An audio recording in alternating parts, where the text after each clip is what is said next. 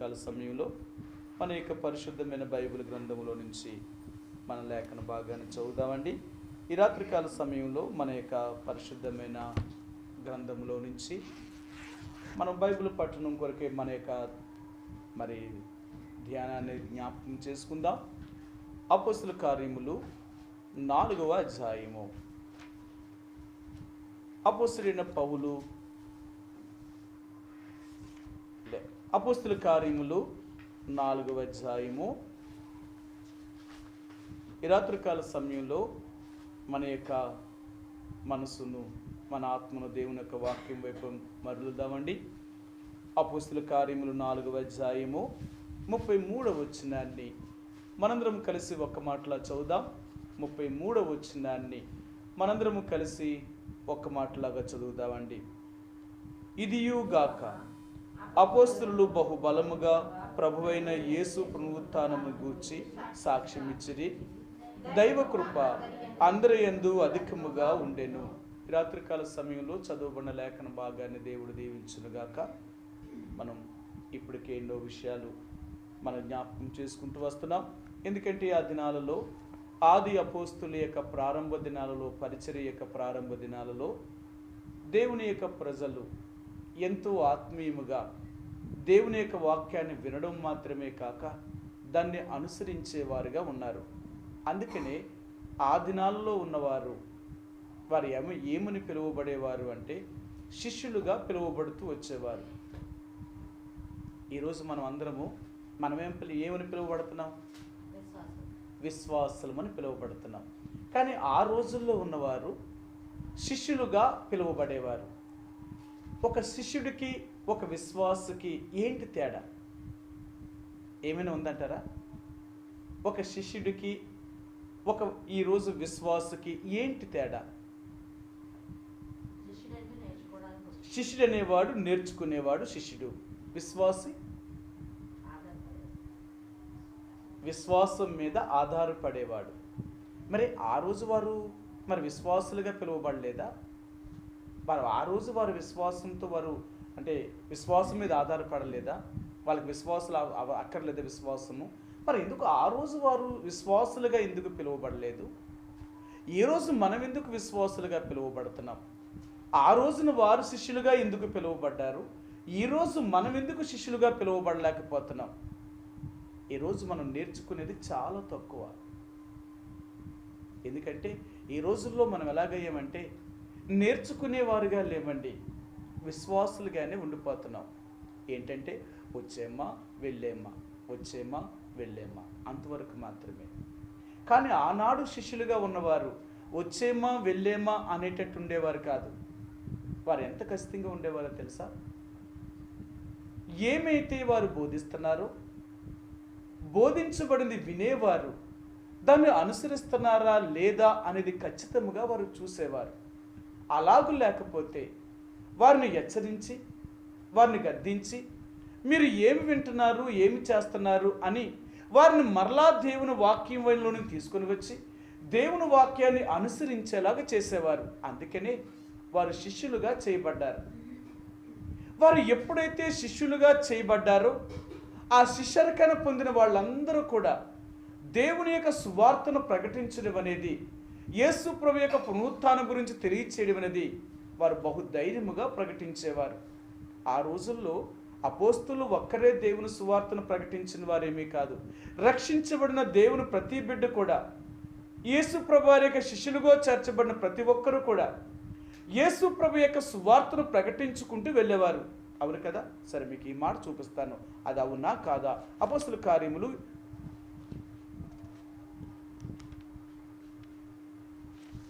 8వ అధ్యాయము. అపోస్తలుల కార్యములు 8వ అధ్యాయము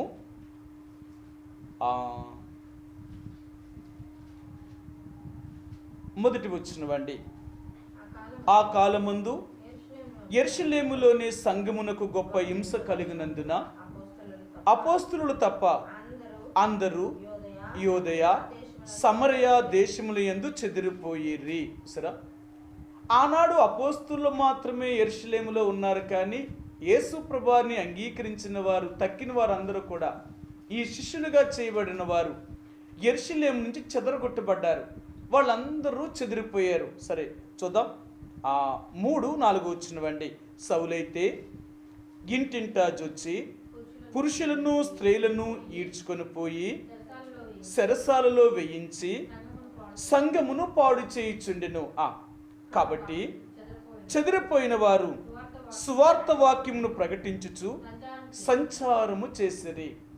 ఆనాడు విశ్వాసులు లేక ఆనాడు దేవుని యొక్క ప్రజలు శిష్యులుగా చేయబడిన వారు, సంఘములో చేర్చబడిన వారు, వారు ఎలాగున్నారు అంటే వారు ఎక్కడికి చెదిరిపోయినప్పటికీ కూడా వారు దేవుని యొక్క సువార్తను ప్రకటించుకుంటూ వెళ్ళేవారు.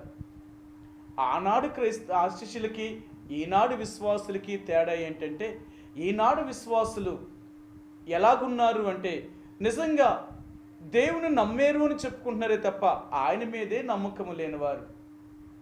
అందుకని వీరు దేవుడి మందిరానికి వస్తారు, దేవుని వాక్యాన్ని వింటారు, బయటికి వెళ్ళిన తర్వాత దాన్ని విడిచిపెట్టేవారు.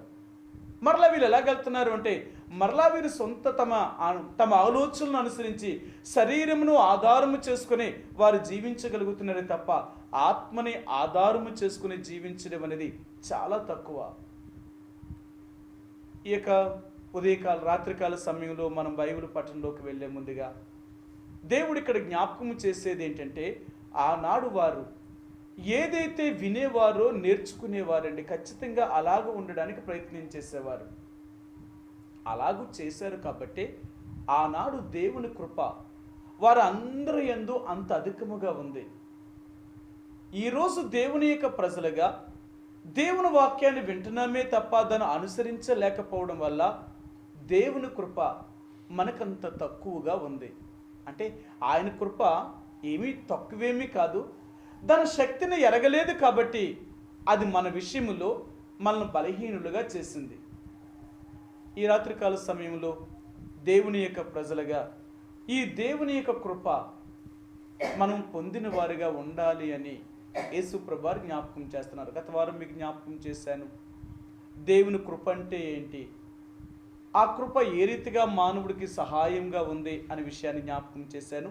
ఈ రాత్రి మీకు మరొక విషయాన్ని జ్ఞాపకం చేస్తాను. నేను అడిగాను, ప్రభువా నేనేం చెప్పమంటావు, ఈ కృప గురించి అసలు నాకే తెలియాలి కదా, నీ కృప ఏంటో నాకే తెలియకపోతే నేనేం చెప్పగలను, కట్ నాకు చెప్పు ముందు, నేనేం చెప్పమంటావు అన్నాను. నేను అడుగుతూ నేను దేవుడి దగ్గర కనిపెడితే నాకు 2 విషయాలు జ్ఞాపకం చేశారు. ఒకటి, దేవుని కృప ఎవరికి దేవుడు తన కృపను చూపిస్తాడంటారు? దేవుడు తన కృపను ఎవరికి చూపిస్తాడు? నేను అడిగింది కష్టమైంది అడిగానంటారా ఏంటి? మీరు అలా చూస్తున్నారు, నాకేం అర్థం కావట్లేదు. దేవుడు తన కృపను ఎవరికి చూపిస్తాడు? నా మాట అర్థమైందంటారా? మరి మీరు అర్థమైతే మరి మీరు చెప్పకపోతే ఎలాగా? దేవుడు తన కృపను ఎవరికి చూపిస్తాడు? ఆయన నమ్మిన వారికా, ఆయన నమ్మలేని వారికా? నమ్మిన వారికే. అవునంటారా? అవునంటారా? అంటే దేవుని కృప నమ్మలేని వారికి దేవుడు తన కృపను చూపించడు. నిజమే అంటారా? నిజమే కదా? సరే, మీకు 2 విషయాలు నేను కూడా అది ఆలోచించాను. అసలు దేవుడు ఎవరికి తన కృప చూపిస్తాడు, ఎవరికి తన కృప చూపించడు? అసలు కృప ఎవరికి ఉంది, ఎవరికి లేదు? నేను అందుకే గత వారం చెప్పాను, దేవుని కృపను పొందడానికి అందరూ దేవుని కృపను భూమి మీద పొందలేరు, కానీ కొద్దిమందే పొందారు. అందుకని బైబిల్ గ్రంథంలో 3 విషయాలు చెప్పాడు. మీ అందరికీ తెలుసు, బాగా పరిచయమైన వారే. 1 నోవహు, 2 దావీదు, 3 మరియా. వీళ్ళ గురించి చెప్పినప్పుడు భూమి మీద ఉన్న స్త్రీలందరిలో నువ్వు దేవుని కృపను పొందిన దానివు కాబట్టి పరిశుద్ధాత్మ నీలోనికి గర్భము ధరించి, నువ్వు పరిశుద్ధాత్మ చేత గర్భము ధరించి నువ్వు యేసు ప్రభువారిని అంటే లోకరక్షకుడైన దేవుణ్ణి ఆయన నీ గర్భము ద్వారా లోకములోనికి రావాలనుకున్నాడు. ఎందుకు అంటే అప్పటికి మరి ఒక్కరితే స్త్రీ ఉందంటే కాదు, ఎంతోమంది స్త్రీలు ఉన్నారు. కానీ ఆ స్త్రీలందరూ ఉండగా మరీనే దేవుడు ఎందుకు ఏర్పరచుకున్నాడు అంటే మరియ దేవుని కృప పొందినది కదా, అందుకనే దేవుడు ఆమెను ఏర్పరచుకున్నాడట. అంటే దేవుడు అందరికీ తన కృప అనుగ్రహించడా? నేను ఆలోచించాను, బైబిల్లో చాలా విషయాలు చూశాను. ఏంటి అంటే దేవుడు కృప, దేవుడు నమ్మిన వారికి ఆయన కృప ఉంటుందా, ఆయన నమ్మలేని వారికి ఆయన కృప ఉండదా? ఒకవేళ ఆయన నమ్మలేని వారికే కృప లేకపోతే మరి బైబిల్లో ఈ మాట ఎందుకు రాశాడు ఆయన? బైబిల్ గ్రంథంలో, కీర్తన గ్రంథంలో అంటాడు, భూమిలోకమంతటిలో కూడా దేవుని కృప విస్తరించి ఉందట. ఈ భూమి మీద దేవుని కృప విస్తరించి ఉందట. పుట్టిన ప్రతి మానవుడికి కూడా దేవుడు తన కృపను అనుగ్రహించాడట. ఆయన ఎవ్వరికీ తన కృపను దూరం చేయలేదట. ఆయన తన కృపకు పాత్రులుగా చేశాడే తప్ప తన కృపను దూరం చేయడానికి దేవుడు ఇష్టపడలేదట. కానీ మనుషులుగా మనమే దేవుని కృపకు దూరం అవుతున్నాం. సరే, ఈ విషయాలు మీకు చెప్తాను. ఇప్పుడు యేసు ప్రభువారు ఎవరికి అవసరం అంటారు? అందరికీ అవసరమే. మరి అందరూ యేసు ప్రభువారు నమ్మేలా? నమ్మలేదు. మరి అందరికీ యేసు ప్రభువారు అవసరమైనప్పుడు, మరి అందరూ నమ్మలేనప్పుడు ఈరోజు కొద్దిమందే యేసు ప్రభువారిని ఎందుకు నమ్మారు? ఆయన కృప ఇచ్చాడట, కలిగిచ్చాడట. వాళ్ళ కృప లేదా? సరే, ఇంకా నేను ఇంకా లోతుకెళ్ళానమాట. ఇంకా ఆలోచిస్తున్నాను, అసలు ఇంకా ఏంటి? అసలు యేసు ప్రభువారు దేనికి సంబంధించిన వ్యక్తి? శరీరానికి సంబంధించిన వాడా, ఆత్మకు సంబంధించిన వాడా? దేవుడు అనేవారు దేనికి సంబంధించిన వారు? ఆత్మక, శరీరానిక? ఆత్మకు సంబంధించి. మరి శరీరం? దేవుడు అనేవాడు ఆత్మకు సంబంధించిన వాడు అని మనం చెప్తున్నాం. మరి శరీరానికి సంబంధించిన వారు ఎవరు? నేను మళ్ళీ ఆలోచించాను, మరి నిజమే కదా, దేవుడు ఆత్మకు సంబంధించిన వాడు, మరి శరీరానికి సంబంధించిన వారు ఎవరు? మళ్ళీ ఆలోచిస్తే దేవుడు అన్నాడు, దేవుడు నేల మట్టితో నరుని నిర్మించి వారి నాసికారంధ్రలోని జీవ ఆత్మను ఊదాడట ఆయన. ఈరోజు మనలో ఉన్న ఆత్మ ఎవరిది? దేవునిది. ఇప్పుడు శరీరం ఎవరిది? ఆత్మేమో దేవుడిది, ఈ శరీరం దేవుడిదా? అందుకనే ఈ శరీరం మట్టిలో నుంచే వచ్చింది కాబట్టి మరలా మట్టిలోకి వెళ్ళిపోతుంది. అవునా? దేవుడైన యెహోవా నేల మట్టితో నరుని నిర్మించి వాని నాసికారంధ్రంలో జీవవాయువును ఊదగా అప్పుడే ఈ బొమ్మకు ఆత్మ వచ్చింది. అంతవరకు దానికి ప్రాణాత్మ రాలేదు. ఎప్పుడైతే దేవుని ఆత్మను ఊదాడో దేవుడు మానవుడు ఆ రోజు ఆత్మను కలిగిన వాడుగా సజీవుడిగా లేచాడనమాట. మరి అలాగైతే దేవుడు తన కృపను అందరికీ పాత్రుడిగా చేయాలి కదా. ఈరోజు మరి ఎందుకు దేవుని యొక్క కృపను పొందలేకపోతున్నారు? ఈరోజు భూమి మీద చాలామందికి యేసుప్రభువు అవసరం లేదు. మీరు ఎవరినైనా యేసుప్రభువు గురించి చెప్పారనుకో, అయ్యా యేసుప్రభువుని నమ్మండి అంటే వాళ్ళు ఏమంటున్నారు? వాళ్ళు మనకేం చెప్తారు తిరిగి? మాకెందుకంటే యేసుప్రభువు మాకేం అవసరం లేదు అంటున్నారు. యేసుప్రభువు ఆడికెందుకు అవసరం లేదు? ఎందుకు వాళ్ళకి అవసరం లేదు?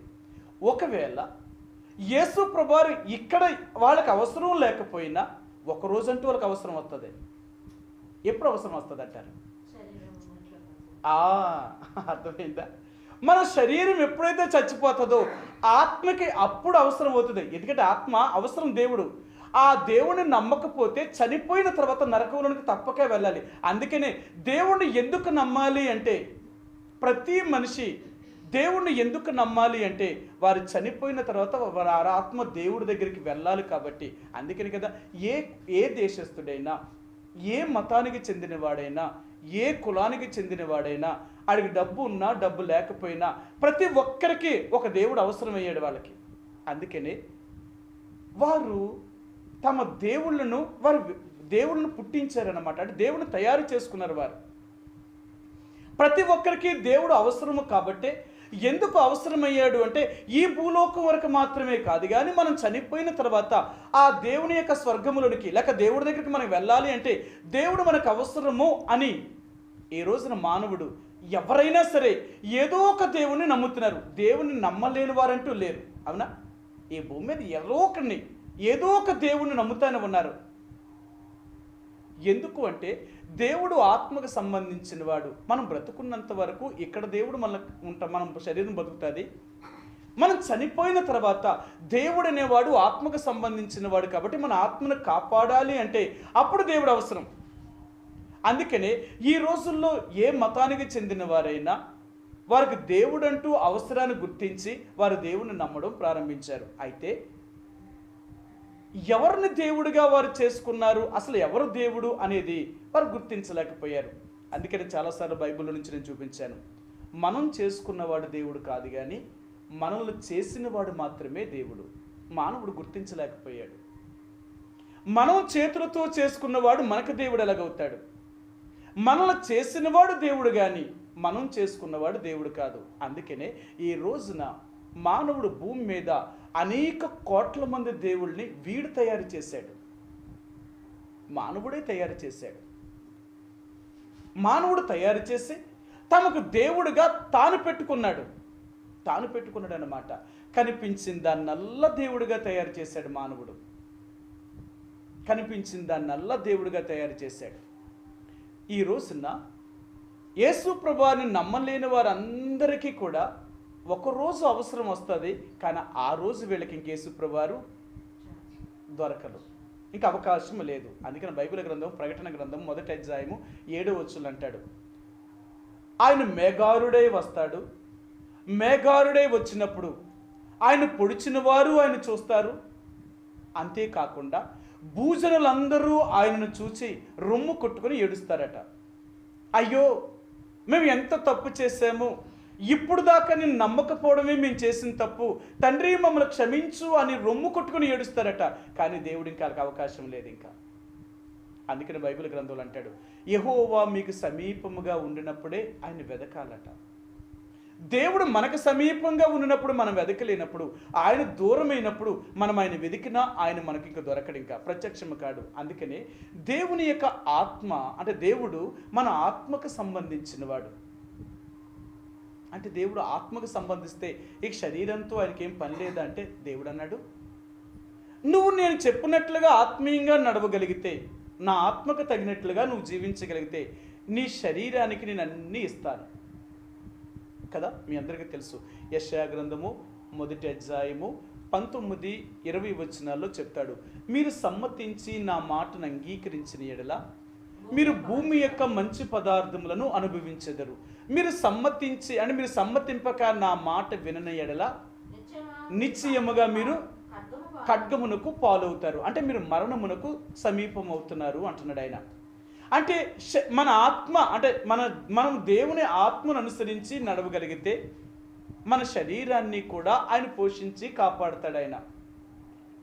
అంతేకాని ముందు శరీరాన్నే బలపరచుకోవడానికి మనం ప్రయత్నం చేస్తే అప్పుడు మనం ఆత్మీయంగా దేవుడికి మనం జీవించలేము. అందుకని చాలాసార్లు మనం ఏమనుకుంటున్నామంటే ముందు భౌతికంగా స్థిరపడిన తర్వాత అప్పుడు యేసు ప్రభువుని నమ్ముకుందాము అంటున్నారు. నేను ఒక ఆయన్ని అడిగాను, బ్రదరు యేసు ప్రభువుని నమ్ముకోండి అంటే ఆయన ఏమన్నాడు తెలుసా? సరే అప్పుడే కాదు, నా ఉద్యోగం రానియండి అప్పుడు నమ్ముకుంటాను అన్నాడు. అదేంటంటే దేవుడికి ఉద్యోగానికి మీరు ఎందుకు అలా కలుపుతున్నారు అని అడిగాను. దేవుణ్ణి ఎందుకు మీ ఉద్యోగం వస్తేనే దేవుడు మీకు అవసరమా, లేక ఉద్యోగం లేకపోతే దేవుడు మీకు అవసరం లేదంటే మరి అంతే కదండి అన్నాడు. అంటే నేను అన్నీ స్థిరపరచుకున్న తర్వాత దేవుడు నాకు అవసరం అంట. నేను ఇప్పుడు చదువుకున్నాను, ఇప్పుడు దాకా నేను చదువుకొని కష్టపడ్డాను కాబట్టి ఇప్పుడు మంచి ఉద్యోగం సంపాదించుకొని నేను ఉద్యోగంలోకి వెళ్ళిపోతే అప్పుడు నేను దేవుణ్ణి సేవించగలను. అంతేకాని ఏమీ లేకుండా దేవుణ్ణి ఎలా సేవించగలను? అన్నీ ఉంటే మనం దేవుణ్ణి సేవించగలం, లేకపోతే దేవుణ్ణి సేవించలేము. అందుకని ఈరోజు మనుషులందరూ ఏం చేస్తున్నారంటే ఈ లోకాల్లో ఉన్న వాటిని సంపాదించుకోవడానికి ముందు వాటికి స్థానం ఇస్తున్నారు తప్ప దేవుణ్ణి సంపాదించుకోవాలనే ఆలోచన వారికి లేదు. అందుకనే ఈ లోకంలో స్థిరపడిన తర్వాత దేవుడు అంటున్నాడు, ఈ లోకంలో స్థిరపడిన తర్వాత ఇంక వాళ్ళు ఏం దేవుడి దగ్గర రారండి. మనం వాళ్ళు చెప్పే మాటలు అలాగ ఉంటాయి తప్ప ఒక్క మనిషి లోకములో కానీ తనకు అన్ని రకాల సౌఖ్యాలని ఏర్పరచుకున్న తర్వాత వారు దేవుడి దగ్గరికి రావడం అనేది చాలా కష్టం. అందుకని బైబిల్ గ్రంథంలో ఒక మాట అంటాడు, ధనవంతుడు పరలోక రాజ్యంలో ప్రవేశించటి కంటే ఒంటె సూది బెజ్జంలో దూరుడు సులభమంట. అంటే డబ్బున్న వాళ్ళందరూ ఎందుకు పరలోకం చేరలేరు అంటే వారు తమ ఆస్తిని విడిచిపెట్టి దేవుని వెంబడించలేరు. ఈరోజు తమకు ఆధారమైన అన్నీ సమకూర్చుకున్న తర్వాత దేవుడు ఎందుకు వాళ్ళకి అవసరం ఇంకా? అందుకనే ఈ రోజున చాలామంది ఈ భూమి మీద ఉన్నప్పుడు యేసు ప్రభువారిని నమ్ముతా లేదు. ఎందుకంటే వాళ్ళకి అవసరము లేదు. ఇప్పటికి వాళ్ళకి అవసరం లేదు. ఎందుకు అవసరం లేదు? దేవుడు వాళ్ళకి అన్నీ ఉన్నాయిగా. శరీరానికి కావలసినవి అన్నీ సంపాదించుకొని శరీరానికి కావలసినవి అన్నీ ఉన్నప్పుడు ఇంకా వాళ్ళకి దేవుడు ఎందుకు? వాళ్ళు అనుకుంటున్నారు ఇక మాకు దేవుడు ఎందుకండి, ఆయనతో మాకేం అవసరం ఉంది అనుకున్నారు. ఇప్పుడు అవసరం లేకపోయినా ఒకరోజు అవసరం వస్తుందట. మనం చనిపోయినప్పుడు మాత్రం అప్పుడు అవసరం అవుతుంది. కానీ మనం చనిపోయిన తర్వాత అప్పుడు దేవుడు అవసరమైనా అప్పుడు దేవుడు మాత్రం ఏమాత్రము కృప చూపించడు. ఆయన కనికరం అనేది ఆయనకు ఉండదు ఇంకా. అందుకని అంటాడు, ఆయన ధవల సింహాసనం మీద కూర్చున్నప్పుడు ఆయన మహా ఉగ్రతను బట్టి భయంకరమైన కోపము చేత ఆయన తీర్పు తీరుస్తాడట. మీకు ఒక మాట చూపిస్తాను మీకు. ఇర్మియా గ్రంథము 3వ అధ్యాయము. ఇర్మియా గ్రంథము ఇశ్రాయేలు ప్రజల గురించి దేవుడు ఆయన ఏం జ్ఞాపకం చేశాడు ఈ రాత్రి మీకు చూపిస్తాను. ఇర్మియా గ్రంథము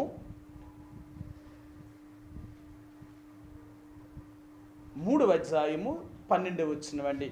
3:12.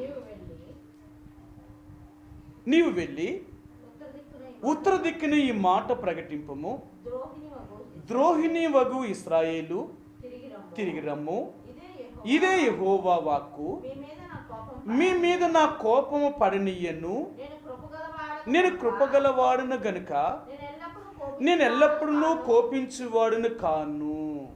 ఆయన అంటున్నాడు, దేవుడట కృప కలిగిన వాడట. అందుకని ఆయనకి ఏం రాదట? కోపం రాదట. ఎప్పుడు కోపం రాదు ఆయనకి? సరే, ఈ మాటకి ఇంకొక మాట కూడా చూపిస్తాను, అప్పుడు మీరే సమాధానం చెప్తారు. కానీ కీర్తన గ్రంథము 2వ అధ్యాయము. కీర్తన 2వ అధ్యాయము 11-12 వచనాలండి.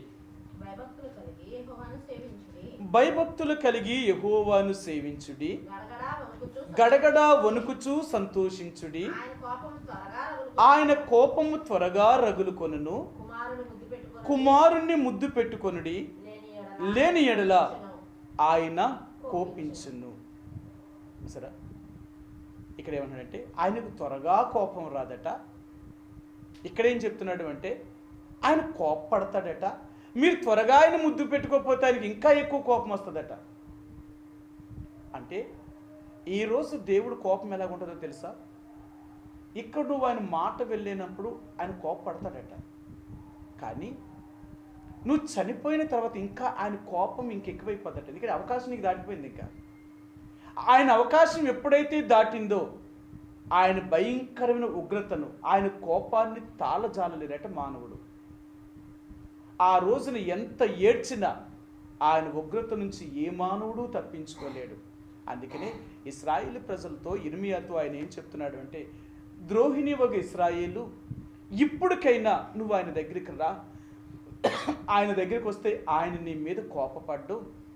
ఒకవేళ నువ్వు ఆయన దగ్గరికి రాలేదు అంటే తప్పక ఆయన కోపపడతాడు. ఆయన కోపం వచ్చింది అంటే ఆయన కోపాన్ని ఇంకా చల్లార్చలేవు. అవునంటారా కాదంటారా? దేవుడు త్వరగా కోపపడ్డు, కానీ ఆయన కోపం వచ్చింది అంటే దాన్ని ఎవరు ఆర్పలేరు, ఇంకా ఆర్పలేరు. అందుకే దేవుడు అంటాడు, నా కోపాన్ని రేపొద్దు అంటాడు ఆయన. ఒకవేళ దేవుని కోపాన్ని కానీ మానవుడు రేపాడు అంటే వాడు ఇంక ఈ లోకాన్ని విడిచిపెట్టి వెళ్ళిపోతాడు. ఆయన మనిషిని ఇంక ఉండలేడు ఇంకా. అందుకంటాడు, నేను కోపపడు వేళ ఏ మానవుడు నా ఎద్దు నిలవగలడు అంటాడు ఆయన. ఆయనకి కానీ కోపపడ్డాడు అంటే అంత తేలికగా వారిని వదిలిపెట్టడు. ఇశ్రాయేలు ప్రజలు దేవునికి కోపాన్ని రేపారు. ఎంత కోపాన్ని రేపారు అంటే ఏ విగ్రహాలకు జోలికైతే వెళ్ళొద్దు అన్నాడు ఆ విగ్రహాలకు జోలికి వెళ్ళారు. ఏ తప్పులైతే పాపమైతే చేయొద్దు అన్నాడో అదే పాపములు వారు చేశారు. వారు ఎప్పుడైతే అలాంటి పాపములు చేయడం వల్ల వారు చేసిన పాపము దేవుని దగ్గరికి వెళ్ళిపోయిందన్నమాట. ఎప్పుడైతే ఇశ్రాయేలు ప్రజల పాపము దేవుడి దగ్గరికి వెళ్ళిందో ఇంక వాళ్ళకి చెప్పాడు, ఇంక నేను వీరిని క్షమించలేను. వీరి శిక్షక పాత్రులు అని దేవుడు వారిని బబులోని రాజైన నెబుకద్నెజర్ చేతికి అప్పగించి నాశనము చేశాడనమాట. వారు ఎంత ప్రాధేయపడ్డారో, కానీ వారు ఇంకా అప్పుడు ఎంత ప్రాధేయపడినా దేవుడు వారిని క్షమించలేదు. ఇంకా మీరు శిక్షక పాత్రులంతే, మీకు బుద్ధి రావాలి అంటే మీరు శిక్షకు అనుభవించవలసిందే. అందుకనే ఈరోజు దేవుడు మనకు నేర్పించేదంటే, కృపకు మూలముగు ఆత్మను కానీ మనం తిరస్కరించాము అంటే ఎక్కువైన దండనకు మనం పాత్రులమవుతాం. ఈరోజు మానవుడు దేవుడు తన కృపను ఎంత అపరిమితంగా ఇచ్చాడో, ఈరోజు మానవుడికి దేవుని కృప అర్థం కావట్లేదు. కానీ ఆ కృపతో మాత్రం చెలగాటం ఆడకూడదు. మీకు మాట చెప్తాను, ఈ భూమి మీద పంచభూతములు ఉన్నాయి. పంచభూతములు అంటే గాలి, నీరు, అగ్ని, ఆకాశము, భూమి. ఈ పంచభూతాలు ఇవన్నీ మనం సక్రమంగా దీన్ని ఉపయోగించుకున్నంత కాలము ఇవి ఏవి మనకు హాని చెయ్యవు. కానీ వాటిని సక్రమంగా మనం ఉపయోగించుకోలేకపోతే అవి చాలా ప్రమాదకరమైనవి. అవునా? చాలా ప్రమాదం. ఎంత ప్రమాదమో తెలుసా?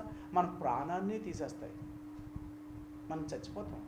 వాటిలతో చెలగాటం ఆడకూడదు. అలాగే ఈ లోకములో దేవుడు కూడా అంత ప్రమాదమైన వ్యక్తి. ఎంత శాంతము కలిగిన వాడో అంత భయంకరమైన కోపం కలిగిన వాడు కూడా. అందుకని అంటాడు, నా కోపాన్ని మీరు రేపకూడదు. నా కోపాన్ని కానీ మీరు రేపారు అంటే దాన్ని మీరు తట్టుకోలేరు. మీరు నిజంగా ప్రకటన గ్రంథాన్ని మీరు చదువుతూ వెళ్తూ ఉంటే దేవుని యొక్క మహా ఉగ్రతా పాత్రలో భూమి మీద కుమ్మరించబడతాయి అన్నమాట.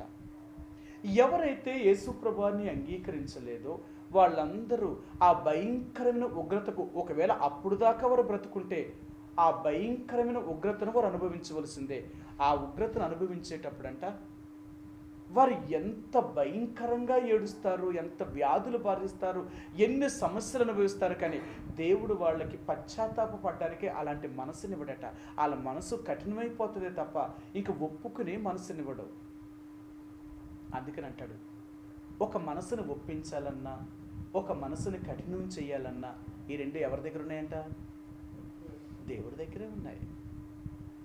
మనం దేవుడు మాట వినలేదా, ఇంకా దేవుడు కఠినం చేస్తాడు. అందుకనే ఫరో యొక్క మనసును మీరు చూడండి. మనకు బైబిల్ గ్రంథంలో ఎన్నోసార్లు చదువుతుంటాం, దేవుడి ఫరో యొక్క మనసును కఠినపరిచెను అంటాడు.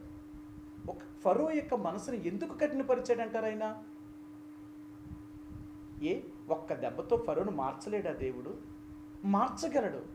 కానీ నేనెవరినో అతడు తెలుసుకోవాలి అంటే అతని మనసును కఠినం చేయాలి. అందుకనే భయంకరంగా ఐగుప్తు దేశం అంతటినీ సర్వనాశనం అయ్యేదాకా ఫరో మనసు మాత్రం మెత్తనదవ్వలేదండి, కఠినంగానే ఉన్నాడు ఆయన. ఈరోజు భూమి మీద మనిషి కూడా ఎలా ఉన్నాడో తెలుసా? ఈ రోజున దేవుడు మానవుడిని ఏమీ అంటలేదు కాబట్టి, ఎన్ని చేసినా అని ఏమీ మాట్లాడతలేదు కాబట్టి మరి ఎక్కువగా దుర్మార్గులైపోతున్నారు. అందుకని ఈ రాత్రి దేవుడు మనకు రెండు విషయాలు చూపించాలనుకున్నాడు. ఒకటి, దేవుడు తన కృపను చూపించాలి అనుకుంటున్నాడు. ఆయన ఎవరికి అంటే ఈ భూమి మీద పుట్టిన ప్రతి మానవుడికి ఆయన కృప అందరికీ సమీపంగానే ఉంది. మన అందరికీ ఆయన కృప సమీపంగా ఉన్నప్పుడు ఇంకా ఆయన నమ్మవలసినంత అవసరత ఏముంది? ఇప్పుడు భూమి మీద పుట్టిన వాళ్ళందరికీ దేవుడి కృప సమీపంగానే ఉందట. అందరికీ తన కృప చూపించాడట. సరే, మీకు ఆ మాట చూపిస్తాను. రోమిలకు రాసిన పత్రిక 5వ అధ్యాయము, రోమిలకు రాసిన పత్రిక 5వ అధ్యాయము 20-21 వచనం. 20-21 వచనం.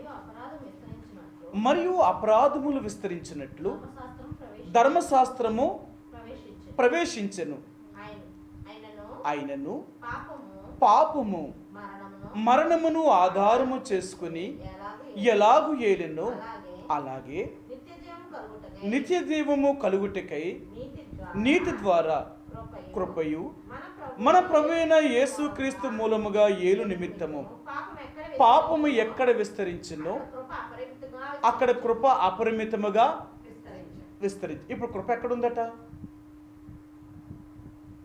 ఇప్పుడు మనం చదివాం కదా, కృప ఎక్కడుందట? పాపం ఎక్కడుందో అక్కడ కృప అంత అపరిమితంగా ఉందట. పాపం ఎక్కడుంటే కృప అక్కడ ఉండడం ఏంటి? ఈ కృప ఎవరు? దేవుడే. మరి పాపం ఉంటే దేవుడు ఎందుకు ఉంటాడు? ఒక ఆయన నన్ను ఇలాగన్నాడు, దేవుడు లేని స్థలం ఎక్కడ ఉంది అని అడిగాడు ఆయన. అసలు దేవుడు లేని స్థలం అంటూ ఉందా అని అడిగాడు ఆయన. ఉందంటారా? దేవుడు లేని స్థలము ఉందంటారా లేదంటారా? ఉందంటారా లేదంటారా? దేవుడు లేని స్థలం ఉందంటారా లేదంటారా? ఉంది. ఎక్కడ? దేవుడు లేని స్థలం ఎక్కడ ఉంది? ఒక్క చోట మాత్రమే దేవుడు ఉన్నాడట. అదే పాతాళం, అనగా నరకం. దేవుడు నరకంలో ఉండడు ఆయన, ఇంక అన్ని చోట్ల ఉంటాడు ఆయన, ఒక్క నరకంలో మాత్రం ఉండవు. అందుకనే ఎవరైతే యేసు ప్రభువుని నమ్మలేదో వాళ్ళందరూ నరకంలోకి వెళ్తారు. అక్కడ దేవుడు ఉండడు. ఇంకా అక్కడ ఎప్పుడైతే దేవుడు ఉండడో, దేవుడు లేని చోట వాళ్ళు యాతన పెట్టబడుతూ ఉంటారు. దేవుడు ఉన్న చోట యాతన పెట్టబడతలేదు. ఈరోజు మానవుడికి భూమి మీద ఎన్ని చేసినా వీడికి యాతన లేవు. అందుకని ఇప్పుడు దేవుడికి అవసరం లేకుండా పోయింది. ఇప్పుడు ఎందుకంటే దేవుడు భూమి మీద దేవుడు ఉన్నారు. ఇక్కడ దేవుడు ఉన్నాడు కాబట్టి ఎన్ని తప్పులు చేసినా ఆయన కృప అపరిమితంగా ఉంది. ఆయన కృప అపరిమితంగా చూపించడం వల్ల మానవుడు ఇంకా దేవుడికి దూరం అవుతున్నాడు. కానీ ఇక్కడ దేవుడు ఇక్కడ ఉన్నప్పుడు ఆయన్ను అంగీకరించకపోతే, ఆయన లేని స్థలం దగ్గరికి వెళ్తే అప్పుడు తన బాధ ఏంటో నీకు అర్థమవుద్దట. ఒక సిస్టర్ గారు ఇలా చెప్పారనమాట, అన్నగారు భర్త లేని జీవితం ఒకలాగా ఉంటుంది, భర్త ఉన్న జీవితం ఒకలాగా ఉంటుంది అన్నది.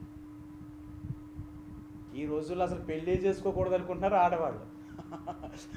ఈ రోజుల్లో పెళ్ళి అక్కర్లేదు, పెళ్లి చేసుకుంటేనే బతకగలమా, పెళ్ళి లేకపోతే బ్రతకలేమా, ఎందుకు పెళ్లి చేసుకుని కష్టాలు అనుభవించాలా? పెళ్లి చేసుకునేటప్పుడు ఎన్ని కష్టాలు ఉంటాయి. భర్తను సంతోషపెట్టాలా, భర్తకు అన్నీ చూడాలి, ఎన్ని చేసినా ఎన్నో ఆటాడు, మళ్ళీ ఎన్ని చేసినా మళ్ళీ ఏం చేయాలా? నోరు మూసుకుని పడి ఉండాలి. ఎందుకంటే భర్త కదా, అదొకటి. ఇక పెళ్ళి అయిన తర్వాత పిల్లలు, ఈ పిల్లలతో ఏగి వాళ్ళతో చచ్చే సాగు పడి, వాళ్ళకి ఏదో ఒక సంబంధాలు, ఏదో భవిష్యత్తు అయిపోయిందిరా బాబు అనుకుంటే వాళ్ళకు పుట్టిన పిల్లల్ని కూడా ఇంకా అక్కడి నుంచి ఎన్ని కష్టాలు చూడండి. అందుకనే పెళ్ళే లేకుండా ఉంటే సుఖంగా బతకొచ్చని ఇప్పుడు ఆడవాళ్ళు ఏమన్నారంటే, చచ్చా పెళ్ళి వద్దు బాబు మాకు అంటారు. ఇంకా అందుకని ఈ రోజుల్లో 35, 36, 37 ఇప్పుడు నాకు సంబంధాల గురించి చెప్తున్నాను. అన్న మా పిల్లకు సంబంధం చూడండి, అక్క ఎంత ఉంటుంది వయసు అని అడిగితే అన్నారు, అన్న 33 వెళ్ళిపోయి 34 వచ్చాయి. 33 34 వస్తే ఇప్పుడు నేనేం చూడగలను అక్క, ఎక్కడైనా ఉంటారేమో చూడండి అన్న. ఏమో ఒకవేళ దొరికితే చూస్తాను, ఇంకా అంతకంటే నేను ఏం చేయగలను చెప్పండి. ఇంకా ఈ వయసులో మనం బ్రతికేదే 50-60 సంవత్సరాలు, సగం వయసు వరకు పెళ్ళి అవ్వకుండా ఇప్పుడు సగం వయసు వరకు అయిపోయింది. ఇప్పుడు పెళ్ళి కావాలంటే ఇప్పుడు ఎక్కడ? ఇంకా వాళ్ళు ఏమంటున్నారంటే, ఇంక నాకు పెళ్ళి అక్కర్లేదు, ఇదే బాగుంది అనుకుంటున్నారు. ఇప్పుడు నేను ఒక మాట అడిగాను మీకు, ఒక స్త్రీ అంటే ఒక సిస్టర్ గారు అన్నారంటే, భర్త ఉన్న స్త్రీ ఒకలాగా ఉంటారు, భర్త లేని స్త్రీ ఒకలాగా ఉంటుందట. భర్త ఉంటే ఆమెకున్న సుఖం ఏంటి, లేక ఆమెకున్నది ఏంటి, భర్త లేకపోతే ఆమెకు వచ్చే కష్టం ఏంటి?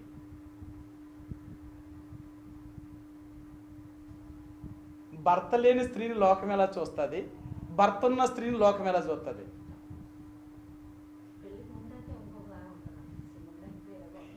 నేను అడిగింది మీకు అర్థమైందా?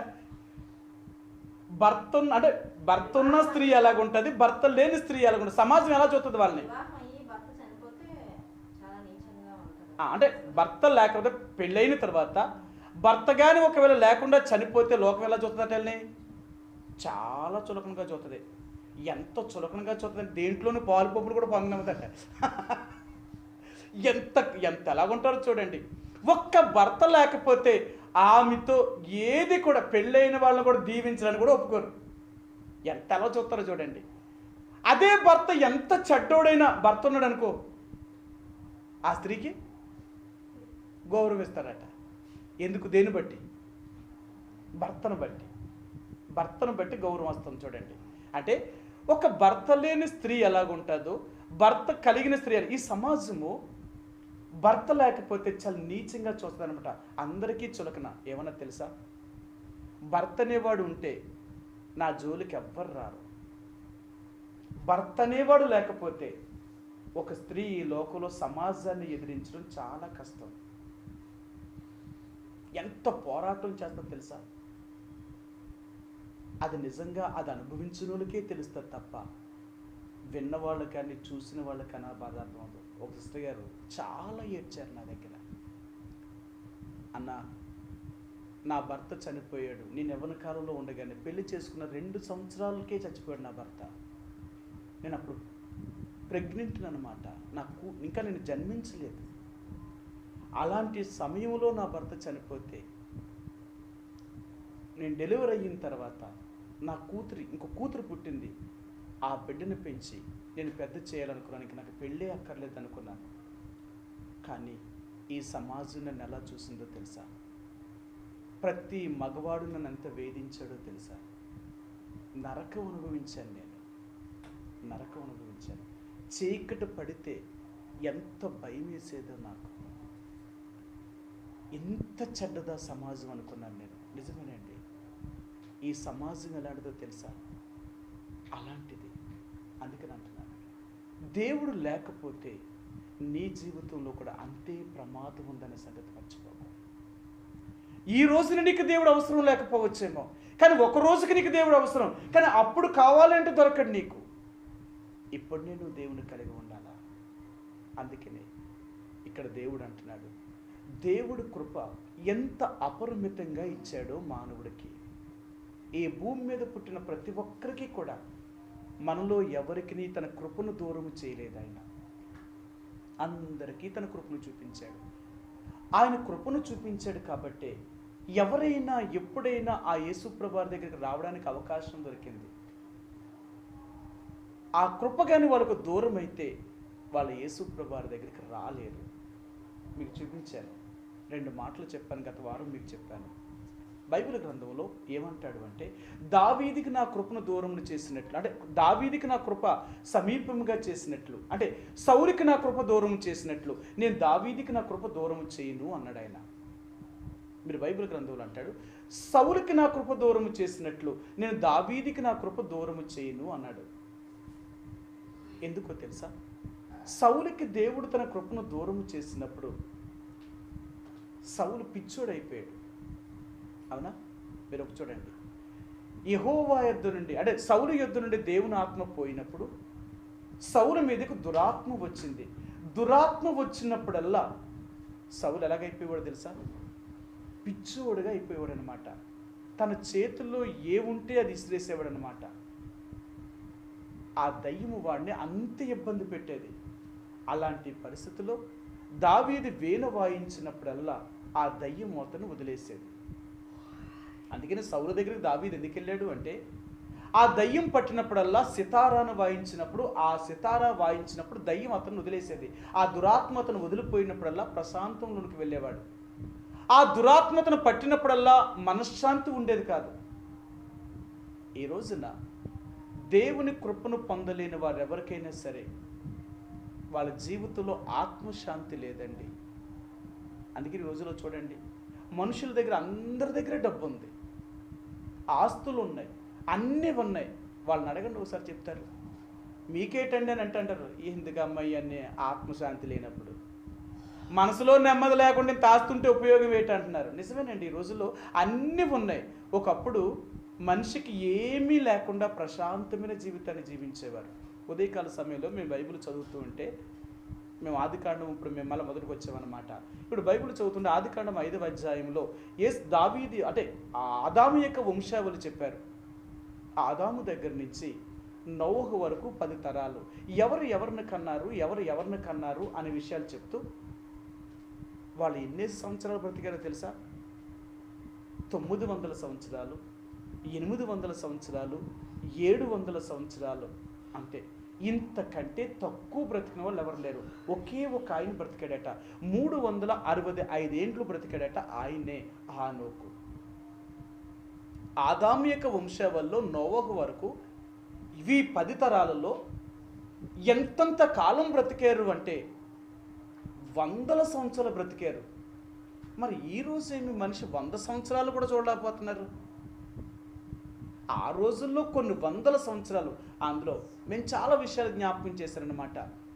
ఆ 10 మందిలో అంటే ఆదాము దగ్గర నుంచి ఆ నోవహు వరకు ఉన్న 10 తరాలలో ఎక్కువ బ్రతికిన వాళ్ళు ఎవరు అంటే మెతూషెల 969 సంవత్సరాలు బ్రతికాడట. ఎంతకాలం బ్రతికాడు చూడండి, ఎన్ని సంవత్సరాలు బ్రతికాడు ఆయన. వాళ్ళు ఎందుకు అన్ని సంవత్సరాలు బ్రతికారు, ఈరోజు మనం ఎందుకు ఇన్ని సంవత్సరాలు బ్రతకలేకపోతున్నాం అంటే ఆ రోజుల్లో పాపం అంతా లేదండి, అంత తెలియదు వాళ్ళకి. వాళ్ళు చాలా అమాయకులు వాళ్ళు. చూసారా ఈ రోజుల్లో మనుషులు ఎలాగైపోయారు తెలుసా? ఇక్కడ ఎవరు అమాయకులు లేరు. అందరూ ఒకళ్ళకి మించిన ఒకళ్ళు. ఈరోజు పాపము ఎంత విస్తరించిందో మరణము అంత సంప్రాప్తమైందట. అందుకని మనం ఇప్పుడు సువార్తలో చెప్తాం, ఎలయనగా పాపం వల్ల వచ్చే జీతము మరణము. మనం తప్పులు చేయడం వల్ల, పాపము చేయడం వల్ల మానవుడికి 2 మరణాలు సంభవించాయి. 1 ఆత్మ మరణము, 2 శరీర సంబంధమైన మరణము. ఎంత చిన్న ప్రాయములోనే, కొద్ది కాలములోనే చాలామంది ఈరోజు మరణించడానికి అవకాశం అయిపోయింది. కారణం ఏంటి అంటే తప్పులు, పాపములే వారి కారణం. అందుకనే ఈ రాత్రి దేవుడు మనతో ఏం జ్ఞాపకం చేస్తున్నాడు అంటే, నా కృపకు నీకెంతో సమీపంగా చేశాను, నా కృపను నువ్వు దూరం చేసుకోకు. ఈరోజు నా కృపకు నువ్వు దూరం అయ్యావు అంటే ఒకప్పటికి నా కృపనుకు సమీపమైనా అప్పుడు నేను నీకు సమీపంగా ఉండను. నేను దేవుడు మనకిచ్చిన అవకాశాన్ని సద్వినియోగం చేసుకోలే తప్ప దేవుడిచ్చిన అవకాశాన్ని దుర్వినియోగం చేసుకోకూడదు. అందుకనే దేవుని నమ్మే ప్రతి ఒక్కరూ కూడా దేవుడు ఈ లోకములో ప్రతి మానవుడికి తన కృపను దగ్గర పెట్టాడు. ప్రతి మానవుడికి ఉందట. అన్నాడు, పాపము ఎక్కడ విస్తరించిందో అక్కడ అపరిమితమైన దేవుని కృప అంతగా ఉందట. సరే, ఈ రోమిలికి రాసిన పత్రిక 7వ అధ్యాయము 1వ వచనం చదువుదామండి. ఆ 1వ వచనం, సహోదరులారా, క్షమించండి 7వ అధ్యాయము 1వ వచనం, క్షమించండి 6వ అధ్యాయం 1వ వచనం, 6:1 అండి. అలాగైనా ఏమందుము కృప విస్తరింపవలనని పాపమందు నిలిచియుందుమా, అట్లను రాదు. పాపం విషయమే చనిపోయిన మనము ఇక మీదట ఎలాగూ దానిలో జీవించుదుము. చూసారా ఇక్కడ ఏమన్నాడంటే, అలాగైనా ఏమందుము కృప విస్తరింపవలనని పాపమందు నిలిచియుందుమా అంటే తప్పు చెయ్యి. ఇక్కడ అర్థమైంది కదా. ఇక్కడ ఏం చెప్తున్నాడు? కృప విస్తరింపవలనని పాపమందు. పాపం చేసేవాళ్ళకట కృప అధికంగా ఉంటుందట. అందుకే కదా ఎందుకు తప్పులు ఎక్కువ చేస్తున్నారు తెలుసా? ఎన్ని తప్పులు చేసినా వాళ్ళకి ఏది జరుగుతలేదు. ఎంత కృప చూపిస్తున్నాడో చూడండి. అక్కడ ఆయన ఏమన్నాడంటే, కృప విస్తరింపవలనని పాపమందు నిలిచియుందుమా అంటే కృప నీతో ఉండాలంటే నువ్వు తప్పే చెయ్యాలా, తప్పది. నువ్వు పాపం చేయటం అంటే పాపం చేస్తే కృప నీకు ఎక్కువ అవుతుందనా? అలాగని చెప్పలేదు దేవుడు. అక్కడ నువ్వు పాపం విషయంలో మరణించాలి, నీతి విషయంలో జీవించాలి. కాబట్టి ఈ రాత్రి దేవుడు మనకి ఏమి నేర్పిస్తున్నాడంటే, దేవుని కృప 2-2కి చూపిస్తాడట ఈ భూమి మీద. 1, నువ్వు దేవుని నమ్మినా నమ్మకపోయినా ఆయన కృప నీకు తోడుగా ఉంటుంది. నువ్వు ఆయన నమ్మేవే అనుకోండి, ఆయన కృప ఇంకా నీకు తోడుగా ఉంటుంది. అంటే మీకు ఒక మాట చెప్తాను, మీరు అర్థం చేసుకోండి. నోవా దినాలలో నోవా దేవుని కృప పొందినవాడు. అంటే నోవా ఒక్కడైనా దేవుని కృప పొందినవాడు, ఇంకెవరు పొందలేదా? ఎందుకు ఆ రోజులో ఉన్న దేవుని ప్రజలు దేవుని కృప ఎందుకు పొందలేకపోయారు? ఆయన ఒక్కడే దేవుని కృప ఎందుకు పొందాడు?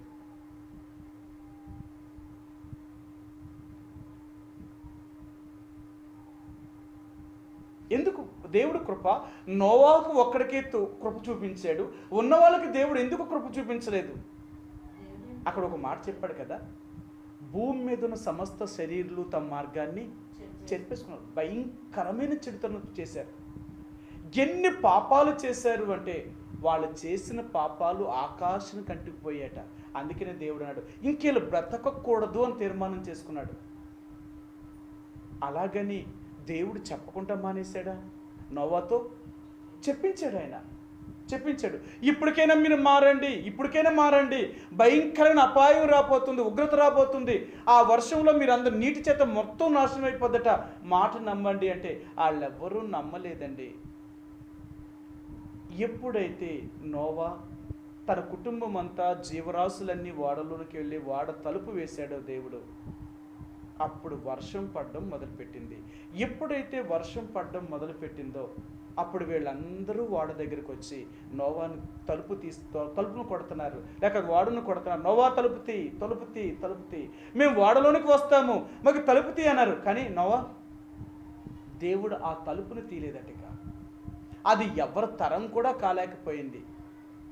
ఒక్కసారి దేవుడు ఆ తలుపును బిగించాడు అంటే ఆ ఓడలో నుంచి మరలా అంత తేలిగ్గా తలుపును ఎవరు తీయలేకపోయారు.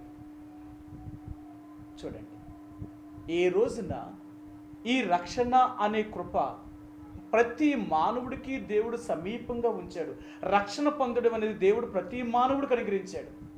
అందుకంటాడు, దేవుడు మనందరినీ రక్షణ పొందడానికి ఆయన కృపను మనకు అనుగ్రహించాడు. కానీ ఈరోజు మానవుడే దాన్ని దుర్వినియోగం చేసుకుంటున్నాడు. ఒకవేళ ఈ లోకములో ఉన్నంత కాలము దేవుని కృపను గాని దూరం చేసుకుంటే దాని భయంకరమైన శిక్షను అనుభవించవలసిందే ఒకరోజు. కాబట్టి ఈ రోజున నీవు నేను కూడా ఆయన కృప వలన, దేవుడు తన కృప చేత మనందరినీ ప్రేమించి ఆయన మనల్ని, మన పాపపు స్థితిని, మన నీచ స్థితిని చూపించి మన పాపముల నుంచి బయటికి తీసుకొచ్చాడు ఆయన. ఇప్పుడు యేసు ప్రభువుని నమ్మిన వారికి కృప ఎలాగుంటుందో తెలుసా? అందుకని అంటాడు, నోవా ఎప్పుడైతే ఆ ఓడలోనికి ప్రవేశించాడో, ఓడ తలుపును బిగించిన తర్వాత సంవత్సరము పైనే నోవా ఆ ఓడలోనే ఉన్నారు. ఓడలో ఉన్నంత కాలము వాళ్ళకి ఏది తక్కువ కాలేదు. అందుకని అంటాడు, దేవుని కృపలోనికి కానీ మనం వస్తే చాలా లాభాలు ఉన్నాయండి. కృపలోనికి రాకుండా నువ్వు బయటే ఉంటే ఈ లాభమును పొందలేవు. అందుకని దావీదు మహారాజు అంటాడు, నీ కృప నన్ను బలపరిచింది అంటాడు, నీ కృప నన్ను ఆదరించింది అంటాడు, నీ కృప నన్ను బ్రతికించింది అంటాడు. చూడండి, ఎవరైతే దేవుని నమ్ముతారో, యేసు ప్రభు యొక్క కృపకు పాత్రులుగా చేయబడి ఆయన నమ్మి పాప జీవితాన్ని విడిచిపెడతారో వాళ్ళ ఎడల దేవుని కృప ఎంత అపరిమితంగా ఉంటుంది. ఒకవేళ నువ్వు కానీ ఆ రక్షణ అనే ఓడలోనికి లేక యేసు ప్రభులోనికి రాకుండా నువ్వు బయటే ఉంటే ఆ కృప నీకు ఏ రకంగా సహాయం చేయలేదు. కాబట్టి ఈ రోజున దేవుడు మానవుడి ఎల్ల తన కృపను ఎంత అపరిమితంగా చూపిస్తున్నాడు. కానీ ఈ రోజున మానవుడు ఆ కృపను పొందకుండా ఆ కృపను తృణీకరిస్తున్నాడు. ఆయన ఆ కృపను త్రోసివేస్తున్నాడు. అందుకని బైబిల్ గ్రంథంలో ఒక మాట మీకు చూపిస్తాను. ఇబ్రీయులకు రాసిన పత్రిక 12వ అధ్యాయము.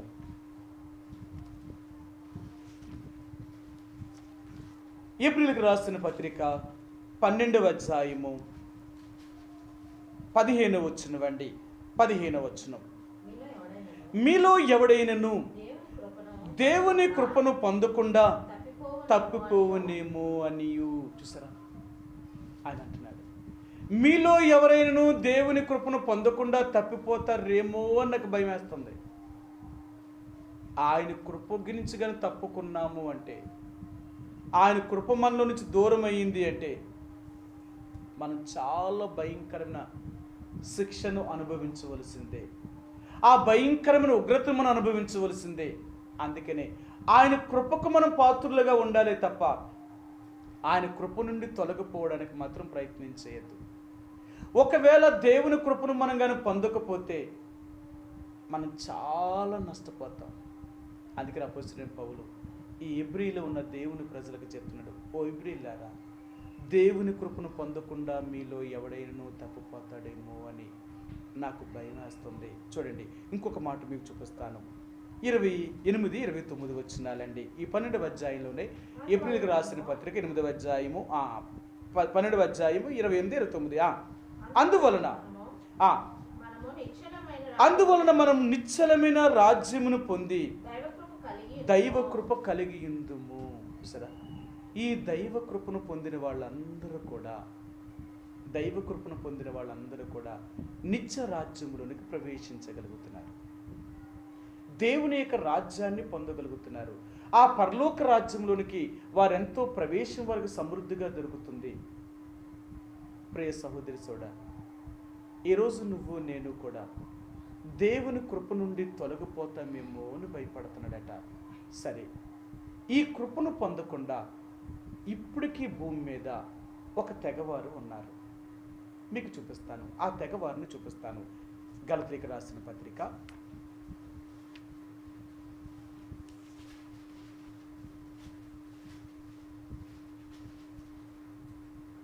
5వ అధ్యాయము 4వ వచనమండి.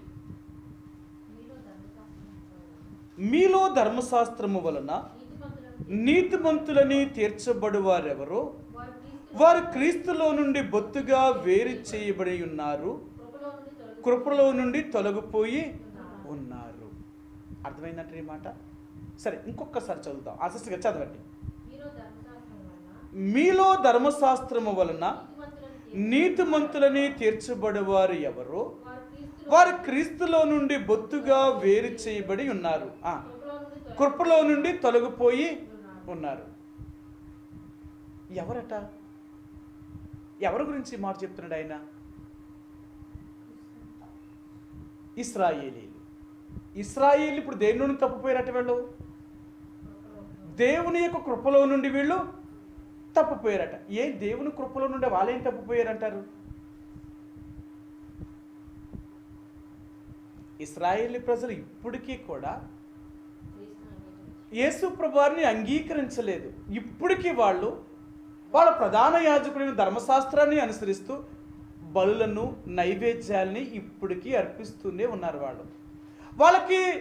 వాళ్ళకి రక్షణ అనేది, లేక వాళ్ళ పాపక్షమాపణ అనేది వారికి ఎలా కలుగుతుందంటే, ఈ యజ్ఞాలు, యాగాలు చేయడం వల్ల మాత్రమే ఒక మనిషి నీతిమంతుడు కాగలడే తప్ప ఇంక దేని వల్ల నీతిమంతుడు కాలేడు అని వారు ఇప్పటికీ ధర్మశాస్త్రాన్ని నమ్ముతున్నారు. కాబట్టి వారు క్రీస్తులో నుండి బొత్తుగా వేరైపోయి దేవుని కృప నుండి దూరం అయిపోయారు. ఎందుకు ఇశ్రాయేలీలు దేవుని కృప నుండి దూరం అయ్యారు అంటే, వాళ్ళు ఇప్పటికీ ధర్మశాస్త్రాన్ని నమ్ముతున్నారట. ధర్మశాస్త్రం ఏం చెప్పింది వాళ్ళకి? వాళ్ళు ఎందుకు ధర్మశాస్త్రాన్ని నమ్ముతున్నారు? ఎందుకు ధర్మశాస్త్రం నమ్మడం వల్ల దేవుని కృప నుండి ఎందుకు వేరైపోయారు వాళ్ళు? ధర్మశాస్త్రం వాళ్ళకి ఏం చెప్పింది? ఒక మనిషి తనంతట తాను నీతిమంతుడు కాలేడు. ఒక మనిషి నీతిమంతుడు అవ్వాలి అంటే తన పాపం నుండి విడుదల పొందాలి. తన పాపాల నుంచి విడుదల పొందాలి అంటే వారు చేసిన తప్పుకు వారు క్రయాన్ని చెల్లించాలి. అలాగ క్రయాన్ని చెల్లిస్తేనే కానీ వారు పాప విముక్తి పొందలేరు. అందుకని వారు ఈ రోజు వరకు కూడా యేసుప్రభునందు విశ్వాసం ఉంచడం వల్ల ఆయన కృప ద్వారా నీతిమంతులు కాలేదు. వాళ్ళు ఎలా నీతిమంతులు అని చెప్పుకుంటున్నారు అంటే, వాళ్ళు చేసే ధర్మకార్యముల వల్ల, వాళ్ళు చేసే యజ్ఞాలు, యాగాల వల్లే నీతిమంతులు అనుకుంటున్నారు. అందుకనే దేవుని కృప వారికి లేదు. వారు దేవుని కృపలో నుండి తొలగించబడ్డారు. కానీ ఒకరోజు వాళ్ళు తెలుసుకుంటారు. వాళ్ళు తెలుసుకుని ఎప్పుడైతే దేవుడి దగ్గరికి ఆ యేసు ప్రభువా నువ్వే నిజంగా మెస్సీ వచ్చాడు అయిపోయిందని ఎప్పుడైతే తెలుసుకుంటారో వాళ్ళకి దేవుడు మరలా తన కృప అనుగ్రహించి వారిని ప్రభువులోనికి తీసుకొస్తాడు. మీ అందరికీ తెలుసు. ఎందుకంటే ఇక్కడ ఏమంటాడంటే, మనము దేవుని కృపను పొందకుండా ఎక్కడ దూరం అయిపోతాము అనట. దేవుడు ఇశ్రాయేలీ ప్రజలకు కొంత మట్టుకు కఠిన మనసును కలిగించాడట. వాళ్ళ కఠినం అవడం వల్లే యేసు ప్రభువారిని యెరూషలేములో నుంచి వారు గెంటేయడం వల్లే అన్యజనులకు సువార్తను ప్రకటించాడు ఆయన. ఒకవేళ వారే కానీ యేసు ప్రభువారిని అంగీకరించి ఉంటే యేసు ప్రభువారిని అక్కడే ఉంచుకుంటారు, ఇంకెక్కడికి చెదిరిపోనివ్వరు వాళ్ళు. అంటే మీకు అర్థమైందో లేదో ఆ మాట చెప్తాను. ఒకరు యేసు ప్రభువారిని యూదులే కానీ దేవుడిగా కానీ అంగీకరించి ఉంటే యేసు ప్రభువారిని ఏం చేయరు వీళ్ళు? చంపేరు. తృణీకరించడం, చంపేరు. ఇక వాళ్ళు ఏం చేశారు? యేసు ప్రభువారిని చంపేశారు కదా. ఎందుకు చంపేశారు? ఈయన దేవుడని చెప్పుకోవడం వల్లే ఆయన చంపేశారు. ఒకవేళ ఆయనే దేవుడనే వాళ్ళు తెలుసుకోగలిగితే వారు ఆయన్ని, ఒకవేళ యేసు ప్రభువారే చావలేదు అనుకోండి, ఇప్పుడు మనకేమి లేదు, చూడండి దేవుడు ఎంత గొప్పోడు. వాళ్ళకి ఎందుకు గురుడుతనం కలిగించాడు, ఎందుకు మన కన్నులు తెరిచాడు అంటే వాళ్ళకి ఆ గురుడుతనమే కానీ రాకపోయి ఉంటే యేసుప్రభువారిని వారు చంపరండి. వాళ్ళు చంపలేదు అనుకుంటే మనకు రక్షణ లేదు. ఎంత అద్భుతంగా దేవుడు చూడండి ఆయన ప్రణాళిక. అందుకనే ఈ భూ దిగాంతాల వరకు సువార్త అందేంత వరకు ఇశ్రాయేలు ప్రజలకు ఇంకా గుడ్డితనం పోలేదట. వారు ఇంకా ఇప్పటికీ మెస్సీ వస్తాడు వస్తాడు వస్తాడని ఇంకా ఎదురు చూస్తున్నారు. వచ్చిన ఆ మెస్సీని వారు అంగీకరించలేదు వారు. ప్రియ సహోదరుడా, అందుకనే ఈ రోజున దేవుడు జ్ఞాపకం చేస్తుంటే నా కృపకు నీకు ఎంత సమీపస్తుడిగా చేశానో తెలుసా. వారికి నేను గుడ్డితనాన్ని కలిగచేసి నీకు నేను నా కృపను నీకు సమీపస్తుడిగా చేశాను. అందుకనే నా కృప నీకెంత సమీపంగా ఉందో తెలుసా. అన్యజనులైన మన ఎడల దేవుడు తన కృపను ఎంత ఎక్కువగా చూపించాడో చూడండి. మనము కూడా దేవుని బిడ్డలుగా ఈ ఆధిక్యతను దేవుడు కలిగించాడు. లేకపోతే ఆయన కృపకు మనం ఏమీ పాత్రులం కామండి. ఎందుకంటే ఆయన పేరు పిలవడానికి కూడా అర్హత లేని వారు మనం. అందుకని ఇక్కడ చెప్తున్నాడు ఆ దేవుని కృపను ఉండి మేము పొందకుండా వేరైపోతామేమో అని. ఎందుకంటే మనం చేసే దాన ధర్మాల వల్ల పుణ్యకార్యాల వల్ల మనం నీతిమంతులుగా చేయబడలేము. మనం నీతిమంతులు చేయబడాలి అంటే ఒక్క దేవుని ద్వారా మాత్రమే నీతిమంతులుగా చేయబడతాం. ఇంకింతకు మించి మనం దేనివల్ల నీతిమంతులు కాలేము. మీ అందరికీ తెలుసు కదా. సరే, ఈ మాట మీకు చూపిస్తాను. రోమిలికి రాసిన పత్రిక 3వ అధ్యాయము, రోమిలికి రాసిన పత్రిక 3వ అధ్యాయము, రోమిలికి రాసిన పత్రిక 3వ అధ్యాయము 24 వచనమండి, 24 వచనం. కాబట్టి నమ్మువారు ఆయన కృపచేతనే క్రీస్తు యేసు నందలి విమోచనము ద్వారా ఉచితముగా నీతిమంతులని తీర్చబడుచున్నారు. మనం ఉచితముగా నీతిమంతులుగా తీర్చబడ్డామంట. ఎలాగంటే ఆయన నమ్మడం వల్ల, యేసు ప్రభువుని యందు విశ్వసించడం వల్ల ఈరోజు నువ్వు నేను నీతిమంతులు అయ్యాం. అంతే తప్ప మన ధర్మకార్యాల వల్ల మనం చేసే మంచి వల్ల నీతిమంతులం కాలేదు. చూసారా దేవుడు ఎంత గొప్పవాడు. అందుకనే ఈరోజు మరలా దేవుడు తన కృపకు అందరినీ పాత్రులు చేయాలనుకున్నాడు. కానీ ఈ రోజున ఆయన కృపను తృణీకరిస్తున్నారు. బైబిల్ గ్రంథంలో ఒక మాట అంటాడు, మనందరికీ తెలుసు.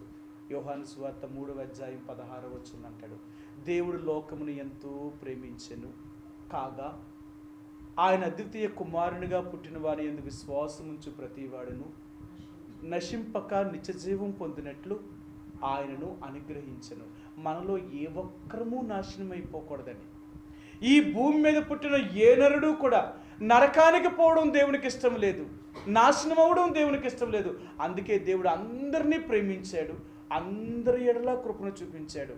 కానీ ఆ కృపను మనిషి త్రోసివేస్తున్నాడు, ఆయన ప్రేమను తృణీకరిస్తున్నాడు. అందుకనే దేవుడిని నమ్మలేని వారి ఎడల కూడా దేవుడు ఎంత దీర్ఘశాంతము కలిగి ఉన్నాడు. ఇంకా మారుతారు, ఇంకా మారుతారు, ఇంకా మారుతారని దేవుడు ఎంత అవకాశం ఇస్తున్నాడో దేవుడు. అందుకని బైబిల్ గ్రంథంలో పేతురు రాసిన మొదటి పత్రిక 3వ అధ్యాయం అంటాడు, ఇంకా దేవుడు తన రాకడు ఎందుకు ఆలస్యం చేస్తున్నాడు అంటేనట, ఇంకా ఎవరూ నశించిపోవడం ఆయనకి ఇష్టం లేదట. అందరూ ఆయన నమ్మాలనే యేసు ప్రభువు తన రాకడను ఇంకా ఆలస్యం చేస్తున్నాడు. కానీ మనుషులు ఏం చేస్తున్నారు? మరి ఇంకా ఎక్కువగా తప్పులు చేస్తున్నారు. చూడండి, ఈ చివరి రోజుల్లో ఎంత మనుషులు దుర్మార్గమైన జీవితాన్ని జీవిస్తున్నారు, ఎంత చెడిపోతున్నారు అంటే దీనికి ఏమాత్రము కూడా ఆపేవాళ్లే లేనంతగా చెడిపోతున్నారు. ఇంకా కాబట్టి ఈ లోకములో దేవుణ్ణి ఎరగలేని వారి ఎడల కూడా దేవుడు అంత కృప చూపిస్తుంటే ఆ కృప వాళ్ళకి ఎంత వెర్రితనంగా కనపడుతుందో తెలుసా. ఆయన మమ్మల్ని ఏం చేయగలడు, ఆయన నన్నేం చేయగలడు, ఆయన నాకేంటి ఆయన అవసరం, ఎంత తృణీకరిస్తున్నారో చూడండి, ఎంత హేళన చేస్తున్నారో చూడండి. ఈరోజు యేసుప్రభు వారి గురించి లోకంలో చెప్తే ఎంత తృణీకరిస్తున్నారు ఆయన్ని. కారణం ఏంటో తెలుసా, ఆ కృపను ఎంత తృణీకరిస్తారో అంత కఠినమైన తీర్పుని వాళ్ళు అనుభవించారు. ఏ రోజు దేవుణ్ణి ఎవరైతే తృణీకరించి ఎంతగా ఆయన్ని విసర్జిస్తున్నారో, ఎంత తిరుగుబాటు చేస్తున్నారో, వాళ్ళని ఎవరిని వదిలిపెట్టడు దేవుడు. వారెవరిని వదిలిపెట్టడు. అందుకనే ఈ రోజున దేవుడు తన కృపను అంత అపరిమితంగా చూపించాడు. కానీ మానవుడు అది గుర్తించలేని పరిస్థితిలో ఉన్నాడు. అపోస్తలుడైన పౌలు అంటాడు, నేనైతే దేవుని కృప వల్ల కనికరించబడితిని అంటాడు ఆయన. సరే, ఈ 2 మాటలు చూపించి నేను ముగిస్తాను. గలతీయులకు రాసిన పత్రిక 1వ అధ్యాయము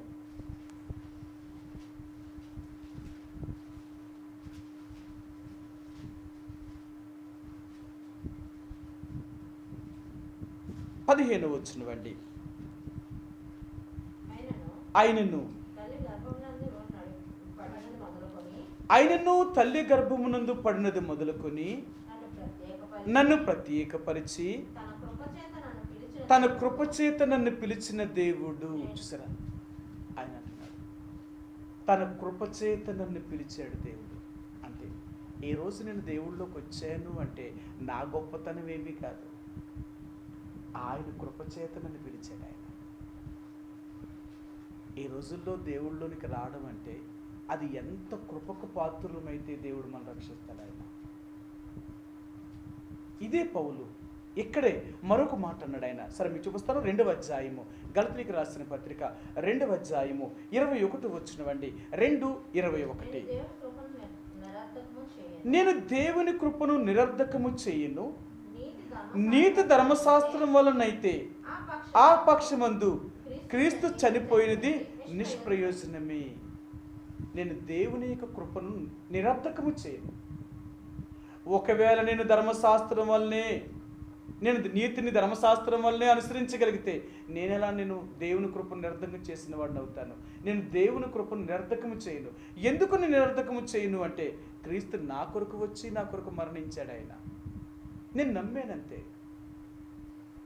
ఎవరైతే దేవుని నమ్మలేదో అంటే ఆ కృపను నిరర్ధకము చేసినట్టే ఈరోజు భూమి మీద అనేక మంది దేవుని కృపను నిరర్ధకం చేస్తున్నారు.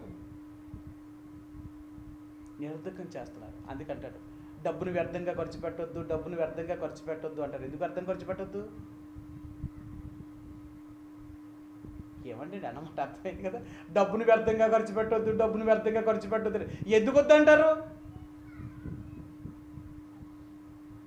మీకు ఏం తెలియదండి బాబు, అసలు మీకే. కానీ ఎలా చూస్తున్నారు తెలుసా, మీకు తెలియనట్టే చూస్తున్నారు. అసలు నా మాట అర్థమవుతా లేదు, లేకపోతే మీరు ఏం చెప్తా ఏమంటారని ఎలా చూస్తున్నారు నాకు అర్థమవుతలేదు. అర్థమైందా? డబ్బును ఎందుకు వ్యర్థంగా ఖర్చు పెట్టొద్దు అంటారు. మీకు తెలియదండి?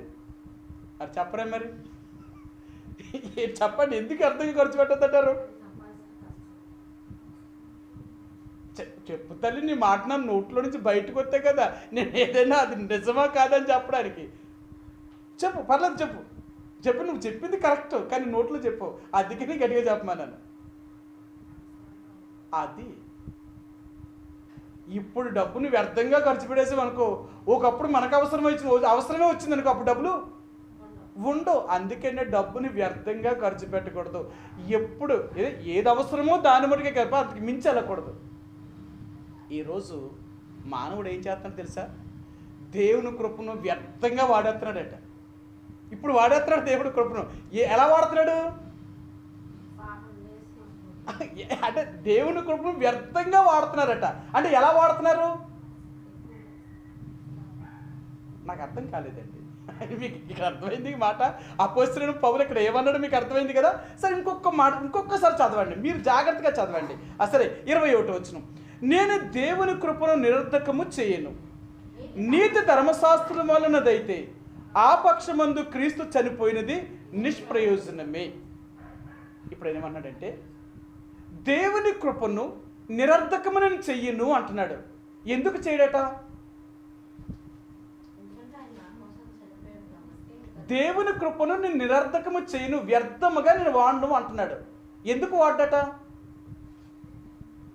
ఇప్పుడు మీరు చెప్పారు కదా, డబ్బును వ్యర్థంగా ఖర్చు పెడితే అవసరానికి ఆ డబ్బు ఉండదు. ఇప్పుడు కానీ భూమి మీద ఉండగానే దేవుని కృపను వ్యర్థంగా దాన్ని వాడేసామనుకో, అంటే ఎన్ని తప్పులు చేసినా మనం చేసుకుంటూ పోతాం అనుకో, ఈ తప్పులన్నీ కృప ఏం చేస్తుంది? ఇక్కడ బైబిల్లో చదివాం కదా, పాపం ఎక్కడ విస్తరించిందో అక్కడ దేవుని కృప అపరిమితంగా ఉందట. అందుకని తప్పులు చేసే వాళ్ళందరూ ఎన్ని తప్పులు చేస్తున్నా దేవుడు తన కృప చేత ఏం చేస్తున్నాడు? కప్పేస్తున్నాడు. ఎప్పుడైతే దేవుడు తన కృపను అలా పంపిస్తున్నాడో వీళ్ళు ఇంకెక్కువ ఏం చేస్తున్నారు? ఇంకా ఎక్కువ తప్పులు చేస్తున్నారు. ఇప్పుడు చేయడం వల్ల కృప ఏమైపోతుంది? ఖర్చు అయిపోతుంది. అంటే కృప పోతుంది. ఇంకా చచ్చిపోయే సమయానికి కృప ఉండదు. ఇక అప్పుడు పోతుంది. అప్పుడు అవసరం అవుతుంది. యేసు ప్రభువా నాకు ఇప్పుడు దొరుకు తండ్రి, యేసు ప్రభువా నాకు ఇప్పుడు కావాలి తండ్రి అని అప్పుడు ఏడుస్తారట. అక్కడ మంచం మీద ఉండి అప్పుడు ఏడుస్తారట. అప్పుడు దేవుడు ఏమంటాడట? అమ్మ నా కృప అంతా నువ్వేం చేసావు భూమి మీద? వ్యర్థంగా వాడేసావు. ఇప్పుడు నా కృప ఇంకేముంది నీ దగ్గర చూపించడానికి? అందుకని దేవుని కృపను నేను నిరర్ధకము చేయను, వ్యర్థంగా నేను వాడను. ఈ లోకంలో ప్రతి మనిషి కూడా అలాగనుకుంటే అసలు దేవుని కృపను వ్యర్థం చేయరండి. ఈరోజు మనం దేవుని కృపను ఎందుకు వ్యర్థం చేయమో తెలుసా? అలా వ్యర్థము చేస్తే ఒకరోజు కృప మనకు లేకుండా పోతుంది. ఆ కృప కానీ మనకు లేకుండా పోయిందనుకో మనం ఏమైపోతాం? నరకానికి పోతాం. నరకానికి పోతాం. అందుకని ఆ కృపను పొంది మనం పరలోకం వెళ్ళాలని కృపను మనం వ్యర్థం చేస్తలేదు. ఆ దేవుణ్ణి అందుకే మనం దుఃఖ పెడతలేదు. అంటే కృపను వ్యర్థం చేయకూడదు అంటే దేవుణ్ణి బాధ పెట్టకూడదు, దేవునికి అయిష్టంగా జీవించకూడదు. దేవుణ్ణి మనం ఎంత దుఃఖపెట్టి కన్నీరు కార్చేలా చేస్తామో అంతగా దాని శాపాన్ని మనం అనుభవించాలి. చివరిగా నేను ఒక్క మాట చెప్పి నేను ముగిస్తాను. నేను ఒక ఆయన దగ్గరికి, ఒక సిస్టర్ గారి దగ్గరికి వెళ్ళాను. చాలా చిన్న మేమే. అన్నది, అన్న నా కళ్ళు సరి కనపడతలేదన్నా అన్నది. ఏ సిస్టర్ గారు కళ్ళు కనపడకపోవడానికి కారణం ఏంటంటే చిన్న వయసే కదా, మీకే షుగర్ లేదు, బీపీ లేదు, ఏంటి అసలు మీ కారణం? నా బాధలు అన్నది. బాధలకి కళ్ళు కనపడలేడానికి తేడా ఏమైనా ఉందంటారా? దానికి దీనికి సంబంధం ఉందంటారా? ఉందండి. మా సిస్టర్ గారు చెప్తున్నారు, బాధలకి కళ్ళు కనపడకపోవడానికి గల కారణం ఏంటి సిస్టర్ గారు చెప్పండి. మీరు మీకు తెలుసు, మీరు అన్నారు కదా, ఏంటి బాధలకి కళ్ళు కనపడకపోవడానికి కారణం ఏంటి? అంటే బ్రెయిన్కి కళ్ళకి సంబంధం ఉంది కాబట్టి ఒక్కటి. మా సిస్టర్ గారు అంటే డాక్టర్ పరంగా, మెడిసిన్ పరంగా, ఇంకా మీరు మనం అందరూ అలా చెప్పలేం కదా. బాధలు ఉన్నప్పుడు మనం ఏం చేస్తాం? ఎక్కువ ఏడుస్తాం. అర్థమైందా? ఎక్కువ ఏడుస్తామట. ఈ ఏడడం వల్ల కళ్ళు ఏమైపోతాయట? బాగా కృషించిపోతాయట. ఈ కృషించిపోవడం వల్ల ఏమైపోద్దట కళ్ళకి? అర్థమైందా? ఎందుకు దృష్టి తప్పుతుంది అంటే మనకు వచ్చే బాధల కష్టాల వల్ల మనం ఏడడం వల్ల ఏమవుతాయంటే మన కళ్ళు కృషించుకుపోయి త్వరగా మన కళ్ళు కనపడబట. అర్థమైందా? అందుకనే ఈ కృప ఎంత అధికంగా నీకు ఉంటుందో మన జీవితంలో అంతగా దేవుడు మనల్ని కాపాడుతాడు. అందుకంటాడు ఇక్కడ దేవుడు ఏం చెప్తున్నాడో తెలుసా? మన సమస్యలు, మన కష్టాలు మన ఎంత భయంకరమైన పరిస్థితులు తీసుకొస్తాయి. అందుకే దేవుని కృపను నిరర్థకం చేయొద్దు. ఈరోజు లోకానికి తెలుస్తలేదు. దేవుడు కృప అంటే వాళ్ళకి అర్థం కావట్లేదు, దేవుడు అంటే వాళ్ళకి అర్థం కావట్లేదు. ఎంత దుర్మార్గంగా వారు జీవిస్తున్నారు. కానీ అది ఎంత దూరం తీసుకెళ్తుందో వాళ్ళకి అర్థం కావట్లేదు. మానవులందరినీ సాతానుడు ఏం చేశాడు తెలుసా? దేవుని కృపకు పాత్రులుగా చేయకుండా దూరం తీసుకెళ్తున్నాడు. వీళ్ళు అనుకుంటున్నారు ఇదే బాగుంది, ఇలాగే బాగుంది, ఇది చక్కగా ఉన్నాం, మేము ఎంతో బాగున్నాం అనుకుంటున్నారు. కానీ ఒకరోజు రాబోతుంది, ఒక్కసారి వారిని సాతాను వదిలేటప్పటికీ వాళ్ళ బ్రతుకేంటో అర్థమవుతుంది. కానీ అప్పుడు ఏడ్చినా ఉపయోగం లేదు. అందుకే నేను చెప్తున్నాను, దేవుని కృపను కానీ మనం దూరం చేసుకుంటే మనం ఎంత నష్టపోతామో. ఈ లోకంలో ఉన్నవారు దేవుని కృపను పొందకుండా అంతగా వారు దేవుడికి దూరమయ్యి వాళ్ళంతో నిత్య నాశనానికి దగ్గర సమీపం అవుతున్నారు. ఈరోజు నిన్ను నన్ను దేవుడు ఆయన కృప ద్వారా మనం రక్షించి ఆయన కృపలో భద్రపరిచాడు. ఇప్పుడు చెప్పాను మీకు, దేవుణ్ణి ఎరగిన వారికి దేవుడు తన కృపను అనుగ్రహించిన ఆ కృపను వారు నిరర్థకము చేశారు. ఆ కృపను వారు ఎంత దుర్వినియోగం చేస్తున్నారు, వాళ్ళు ఎంత పాడు చేస్తున్నారు. అందుకే ఒక రోజుకి దేవుడు వాళ్ళకి దొరకాలంటే ఇంకా దొరకడు. ఇంక వాళ్ళకి ఈరోజు నువ్వు నేను దేవుని కృపను పొందాం కాబట్టి, అంటే రక్షించబడ్డాం కాబట్టి, ఈ దేవుని కృపను మనం నిరర్ధకము చేయం. మీకు వచ్చే వారం చెప్తాను. దేవుని నమ్మలేని వారు దేవుని కృపను ఎలా వ్యర్థం చేశారో చూపించాను. దేవుని ఎరిగిన వారు దేవుని కృపను ఎలాగ భద్రం చేస్తారో, ఈ కృప వల్ల వాళ్ళేం పొందుతారో, ఈ కృపను వాళ్ళు దాచుకోవడం వల్ల వాళ్ళకి ఎంత లాభం కలుగుతుందో మీకు వచ్చే వారం చెప్తాం. సమయం అయింది కాబట్టి ప్రభు మనందరినీ ఆ రీతిగా దీవించునుగాక. ప్రార్థించుకుందాం. మా ప్రేమ కలిగిన పరలోకమందున మా తండ్రి, ఈ యొక్క రాత్రికాల సమయంలో బైబిల్ పట్టణం కొరకే మీ సన్నిధికి రావడానికి మాకు సహాయం చేశారు. ఈ రాత్రి బైబిల్ పట్టణంలో ఎన్నో ఆత్మ సంబంధిత విషయాలు మాకు తెలియచేసినందుకు మీకు వందనాలు ప్రభా. ఆనాడు దైవ కృప అందరి ఎడలా అధికంగా ఉంది అంటే వారందరూ ఎలాగ ఉన్నారో మీరు జ్ఞాపకం చేశారు. వారు శిష్యులుగా చేయబడ్డారు. ఏది విన్నారో దాన్ని అనుసరించేవారు. అందుకనే వారి ఎడల అంత అపరిమితంగా నీ కృపను చూపించావు. నేటి దినాలలో నీ కృపను మేము ఎన్నోసార్లు దుర్వినియోగం చేసిన వారు, సద్వినియోగం చేసుకోవలసిన దానిగా దుర్వినియోగము చేసుకొని మేము పొందవలసిన ఆ భాగ్యాన్ని పొందుకున్నట్లుగా, మేము పొందవలసిన ఆ సంతోషాన్ని పొందుకున్నట్లుగా ఎంతో నష్టపోయిన వారు మమ్మల్ని క్షమించండి. ఇక మీదటి నుంచి అయినా దేవా నీ కృపను అనగా నిన్ను మేము దుర్వినియోగం చేసుకోకూడదు, నిన్ను మా దగ్గర నుంచి దూరం చేసుకోకూడదు. నిన్ను మా దగ్గర నుంచి మేము దూరం చేసుకున్నామా, ఒకప్పుడు మరలా దాన్ని సంపాదించుకోవడం చాలా కష్టం. నిజమే తండ్రి. అందుకనే మేము నీ కృపను దుర్వినియోగం చేసుకునేవారం కాక నీ కృపను సద్వినియోగం చేసుకునేవారిగా మమ్మల్ని సిద్ధపరచండి, కాపాడండి. ఈ రాత్రికాల సమయంలో నీ ఇంటికి వచ్చిన ప్రతి బిడ్డను బట్టి వందనాలు ప్రభా. వారిని వారి కుటుంబాన్ని ఆశీర్వదించండి, దీవించండి.